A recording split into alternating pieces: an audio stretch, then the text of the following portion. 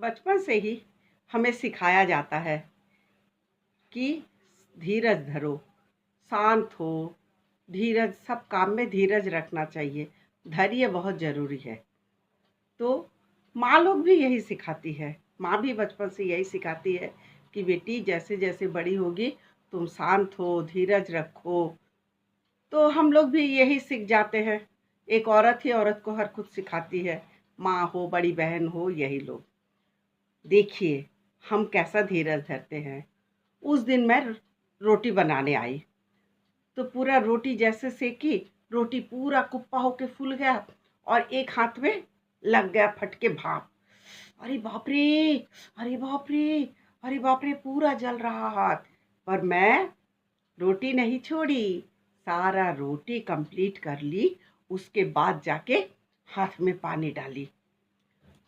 पर मेरा जान निकल रहा है, पर मैं मुँह से नहीं बोल रही हूँ, क्योंकि ऑफ़िस का लेट हो जाएगा उनको, इसलिए उनको जल्दी खाना बना के देना है मुझे। उसके बाद एक दिन क्या हुआ, माड़ पसाने गई, जैसे माड़ पसाने गई, पूरा हाथ में माड़ गिर गया, गरम माड़। अरे बाप रे! सिंक में अगर भात गिर गया तो सारा चावल बर्बाद होगा, चावल का इतना दाम। नहीं, नहीं, नहीं, नहीं, हाथ जल रहा, ओ हो! इतना हाथ जल रहा, इतना तकलीफ हो रहा। पर मैं सारा माड़ पसा के, उसको हँड़िया को रख के, उसके बाद नल के नीचे हाथ रखी और जान निकल जा रहा था, लेकिन मैं सहते गई। जैसे थोड़ी सी बड़ी हुई तो माँ बोली चलो कान छिंदाया है, चाँद कान छिंदाना है। तो बोली कुछ नहीं लगेगा बेटी, बिल्कुल दर्द नहीं होगा। कैसे? जैसे चींटी काटती है एकदम छोटा-सा, वैसे ही होगा। बाप रे! जैसे खच से न घोंपा मुझे, सुई, मेरा तो जान निकल गया, लग रहा आग जल गया शरीर में, बाप रे बाप! एक दर्द सह रही थी कि अचानक फिर दूसरा कान में घोंप दिया गया। ले हलवा, इतना दर्द, इतना दर्द, इतना दर्द। ये लड़का लोगों को कुछ नहीं सहना पड़ता है, सब हम औरतों को ही सहना पड़ता है। उसके बाद जैसे बड़ी हुई, फिर शादी का आया, तो फिर नाक छिंदाओ, वरना औरतों का सांस में खराबी है, पति का आयु घटेगा, इसलिए नाक छिंदाओ। फिर नाक, अरे एक बार में नहीं हुआ ये, कम से कम 4 बार करना पड़ा नाक छिंदाने को। इतना दर्द, वो सहते गए। उसके बाद फिर बड़े हुए, फिर शादी का है समय, तो आईब्रो करना है। जैसे भी पार्लर में गए और खींचने लगी ये बाल और खींचने लगी जोर से, ले टपाटप आंसू बहने लगा, वो टपाटप आंसू। एक करने से नहीं होगा, दूसरा भी करना पड़ेगा। भैया जी, आप लोगों को ये सब सहना पड़ता है? नहीं ना? सुंदर लगेगा ना, चेहरा सुंदर दिखाना है हम सबको, तो सजना है हम लोगों को ही, तो तकलीफ सहना पड़ेगा।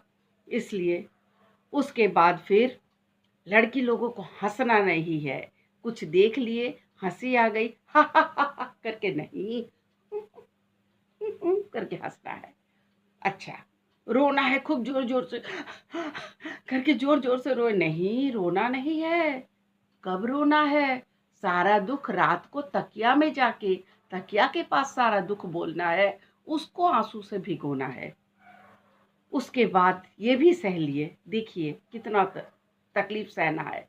ये करके उसके बाद गए, जब सबसे बड़ा तकलीफ क्या होता है, ससुराल जाने के बाद सबका ताना सुनना, वो भी सहना पड़ता है। एक कान से सुनो, एक कान से निकाल दो, नहीं, एक कान से सुनते हैं तो वो कान से निकालते निकालते एक दिन मुंह भी फट जाता है। पर मुंह से अगर बोल दिए तब तो महाभारत खड़ा हो जाएगा, वो भी सहना है। और सबसे भयंकर क्या है, इसके बाद बच्चा होना। बच्चा होने के पास जब गए डॉक्टर के पास, ले दर्द पेट में, ले दर्द पेट में, पर चिल्ला नहीं सकते।